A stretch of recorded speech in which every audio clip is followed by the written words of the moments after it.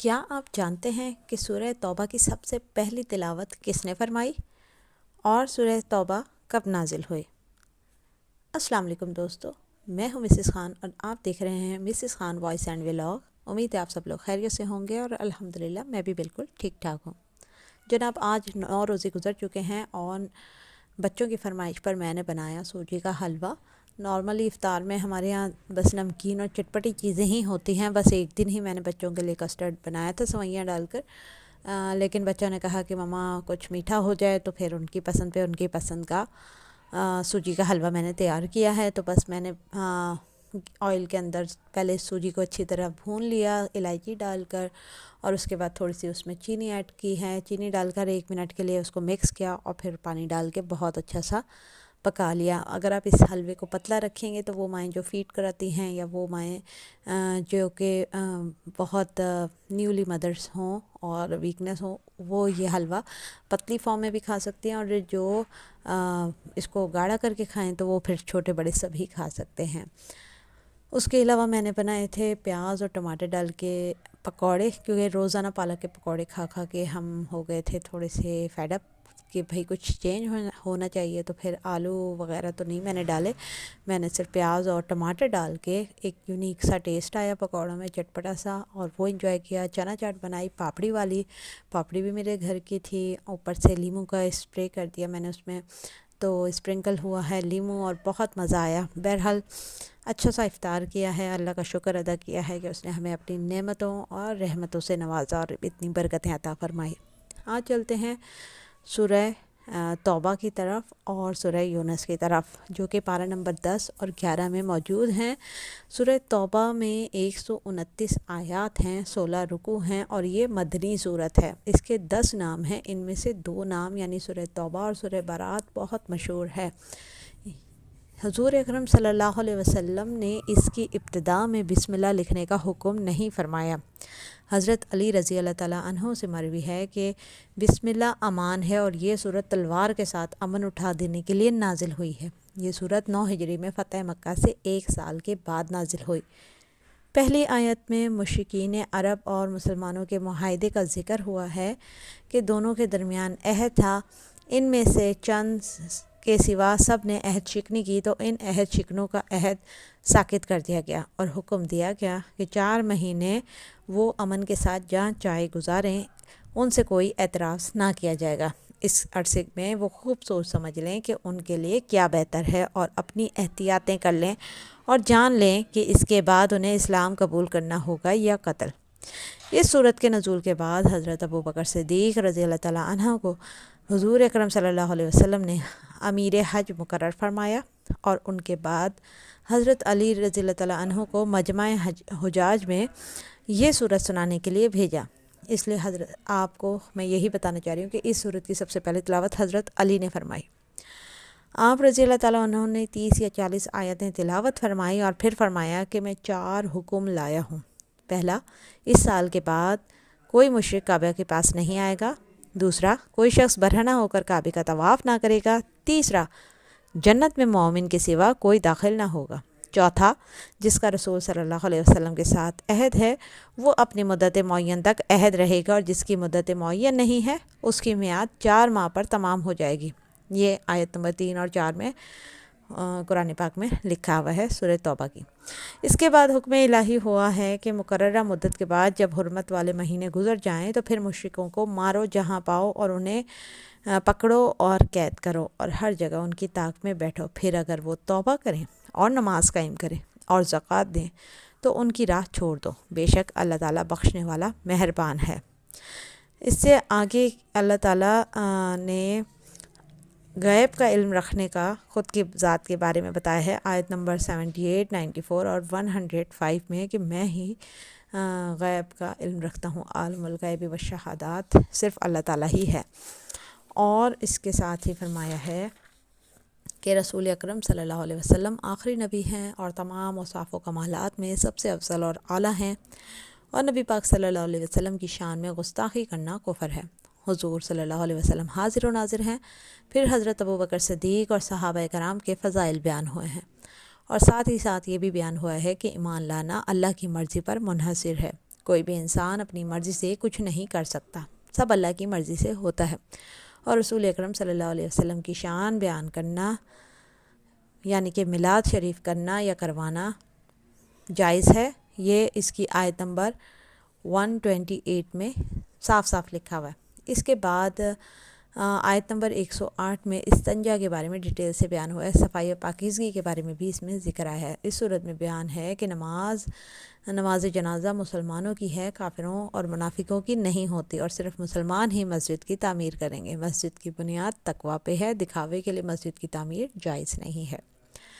پھر آگے زکوٰۃ کا حکم آیا کہ زکوٰۃ مال کو پاک کرتی ہے، لہٰذا زکوٰۃ مسلمانوں کو دینا لازم ہے۔ مصارف زکوٰۃ بھی بیان ہوئے ہیں، اور زکوٰۃ دینے والے پر ثواب کی بشارت ہے، اور جو لوگ زکوٰۃ روکے رکھتے ہیں ان پر عذاب ہوگا۔ اس کے علاوہ جہاد میں خرچ کرنے والوں کے لیے بہت زیادہ ثواب کی بشارت ہے۔ دوران جنگ صبر و استقامت سے لڑنا فرض ہے، جنگ سے منہ پھیر کر بھاگنا گناہ ہے۔ کفار و مشرکین کے ساتھ تعلق رکھنا منع ہے، کفار و مشرکین کو دوست کہنا یا ماننا منع ہے۔ منافقین کے ساتھ کیسا برتاؤ کرنا ہے، اس کا بھی بیان سورہ توبہ میں ہوا ہے۔ دشمنان اسلام اگر اسلام قبول کر لیں تو جنگ روک دی جائے۔ دشمن کے قبول اسلام کے لیے کچھ شرائط بیان ہوئی ہیں۔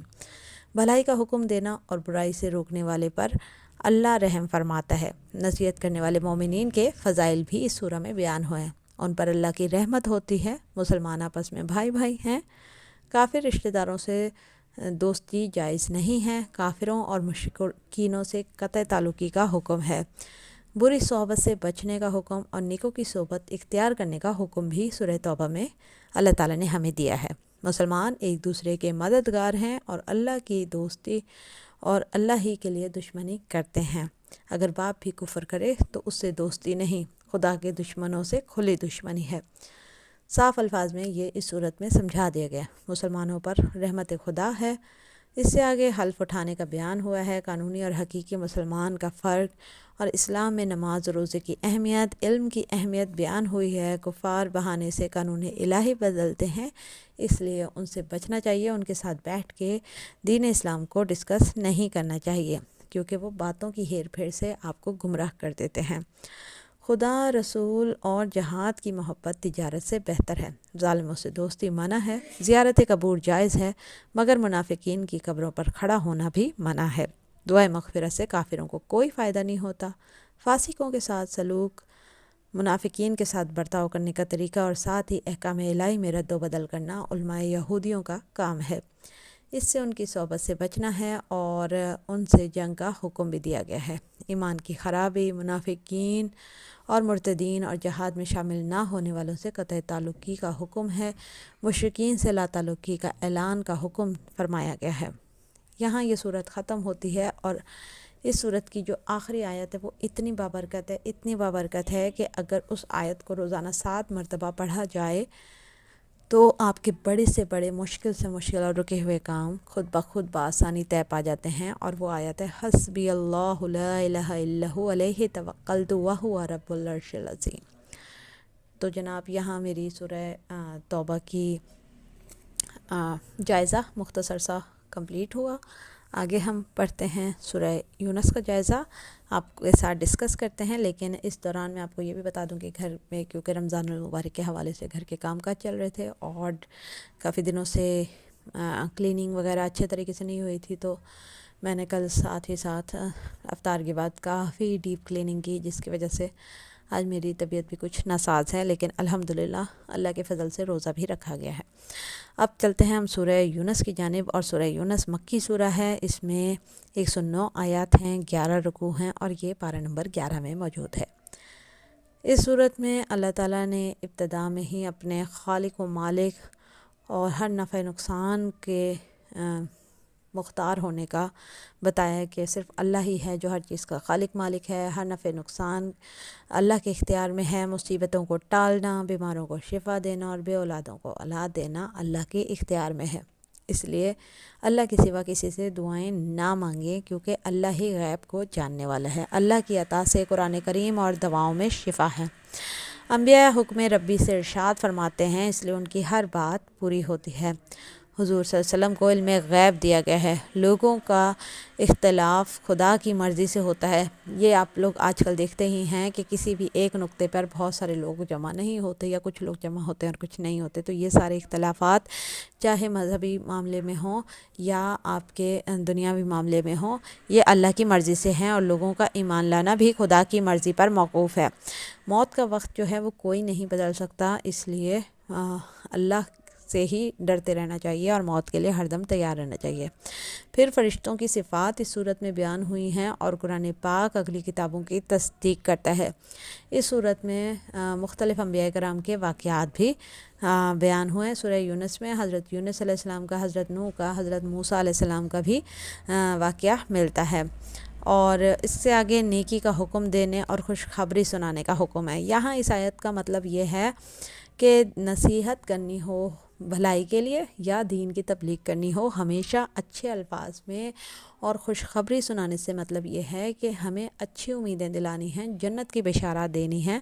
تبلیغ کرنے والوں پہ فرض ہے کہ وہ رحمت خدا، مغفرت، بخشش اور جنت کی خوشخبریاں سنائیں، تاکہ ان کی اس تدبیر سے لوگوں کے دلوں میں دین کے لیے اور اللہ تعالیٰ کے لیے محبت بڑھ جائے۔ اگر ہم صرف اللہ تعالیٰ سے ڈراتے ہی رہیں گے، قیامت کا خوف ہی دلاتے رہیں گے، تو لوگ خوف زدہ رہیں گے، وہ محبت نہیں کریں گے، اور محبت میں کی گئی عبادت خوف سے کی گئی عبادت سے لاکھ درجے بہتر ہے۔ اس لیے دین الہی کے لیے محبت ہونا ضروری ہے، رسول اللہ کے لیے دل میں محبت ہونا ضروری ہے، اللہ تعالیٰ کے لیے محبت ہونا ضروری ہے۔ اس لیے محبت کا درس دیں اور اللہ کی رحمتوں، نعمتوں، جنت کی بشارت دیں، جیسا کہ سورہ رحمان میں ہے کہ جب اس کے شروع میں قیامت کی ہولناکیاں اور عذاب کے بارے میں ذکر آتا ہے تو حضرت علی رونے لگ گئے اور اتنا غمگین ہوئے، تو پھر آگے اللہ تعالیٰ نے ان کی تسلی و تشفی کے لیے جو ہے جنت کی بشارت اور نہروں کا اور جنت کی تمام نعمتوں کا ذکر فرمایا۔ تو اسی لیے کہ مومنین تو وہی ہوتے ہیں سچے کہ ان کے دل ویسے ہی اللہ سے ڈر رہے ہوتے ہیں اپنے ہر عمل کے سلسلے میں۔ تو ہمیں مزید ان کو خوف زدہ کرنے کی ضرورت نہیں ہے، ہمیں ہمیشہ اللہ تعالیٰ کی رحمتوں، نعمتوں اور اس کی عنایتوں کا ہی ذکر کرتے رہنا چاہیے اور ایسا ہی درس دینا چاہیے، تو تاکہ لوگ محبت کے ساتھ اللہ کی عبادت زیادہ سے زیادہ کریں۔ اور اس سے آگے پھر قانون سازی کے اختیار جو ہے سورہ یونس میں اللہ تعالیٰ نے بتایا کہ صرف اللہ اور اس کے رسول کا ہے، اور اصول قانون اور حلال و حرام قرار دینے کا حق بھی صرف اللہ تعالیٰ کو ہے، اور صرف گمان یا سوچ یا کسی کے بھی شک کی بنیاد پر کسی کے خلاف بھی کارروائی نہیں ہو سکتی۔ ایمان لانے والوں کے پر جبر نہیں کرنا چاہیے، اور کفار تکبر کی وجہ سے ایمان قبول نہیں کرتے تھے، اور کسی کو جائز نہیں ہے کہ وہ کسی کو بھی ابن اللہ یعنی اللہ کی اولاد بتائے، اور ہر باطل عقیدے کا بھی رد ہے۔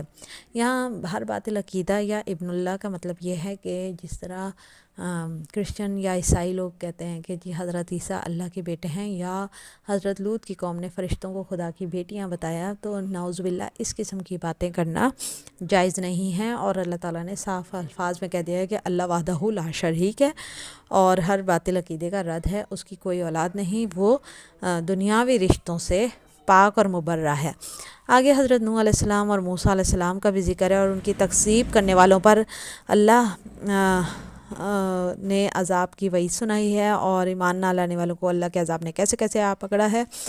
اور اس سے آخری آیت میں جو ہے اللہ تعالیٰ نے رسول اللہ صلی اللہ علیہ وسلم کو صبر کے ساتھ دین کی تبلیغ کرنے کا حکم دیا ہے، اور بے شک وہ سب سے بہتر حکم فرمانے والا ہے۔ تو یہاں سورہ یونس کا بھی اختتام ہوتا ہے۔ امید ہے آپ کو سورہ توبہ اور سورہ یونس کا مختصر سا جائزہ پسند آیا ہوگا، اور اس سے آپ کو بہت کچھ سیکھنے کو ملا ہوگا۔ اپنی خاص دعا میں ہمیں یاد رکھا کیجیے، ویڈیو پسند آئی ہو تو اسے لائک اور شیئر کیجیے، چینل پہ نئے ہیں تو چینل کو سبسکرائب کر لیجیے۔ نیکسٹ ولاگ تک کے لیے دیجیے مجھے اجازت، اللہ حافظ۔